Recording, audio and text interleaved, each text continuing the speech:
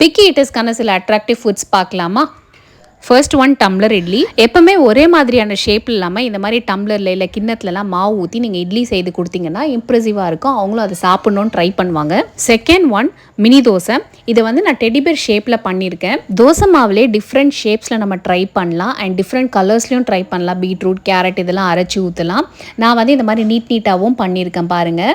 Next one beetroot potato chapati. அரைச்ச பீட்ரூட்டை கோதுமை மாவில் சேர்த்துக்கலாம். அது கூடவே ஸ்டீம்டு பொட்டேட்டோவே மேஷ் பண்ணி சேர்த்துக்கலாம். தேவையான அளவு சால்ட் இதெல்லாம் போட்டு நல்லா மிக்ஸ் பண்ணி டோ ரெடி ஆயிட்ட பிறகு அதை திரட்டி தவால கீ விட்டு சுட்டு எடுத்துட்டீங்கன்னா சூப்பரான பீட்ரூட் பொட்டேட்டோ சப்பாத்தி ரெடி ஆயிடும். இது இந்த மாதிரி ஸ்லைஸ் பண்ணி லஞ்ச் பாக்ஸ்க்கு நீங்க பேக் பண்ணலாம். கலர்ஃபுல்லா இருக்கிறதுனால கண்டிப்பா சாப்பிடுவாங்க அண்ட் ஹெல்தியர் வெர்ஷன். நெக்ஸ்ட் வந்து மில்லட் தோசை. நார்மலா மில்லட் மாவுல செய்யற தோசை வந்து அந்த அளவுக்கு டேஸ்டியா இருக்காது. அந்த டேஸ்ட் என்ஹான்ஸ் பண்றதுக்கு இது கூடவே வந்து பொடியா நறுக்கின ஆனியன், கருவேப்பிலை, சில்லிஸ் ஆட் பண்ணிக்கோங்க. தேவையான அளவு சால்ட் சேர்த்துக்கோங்க.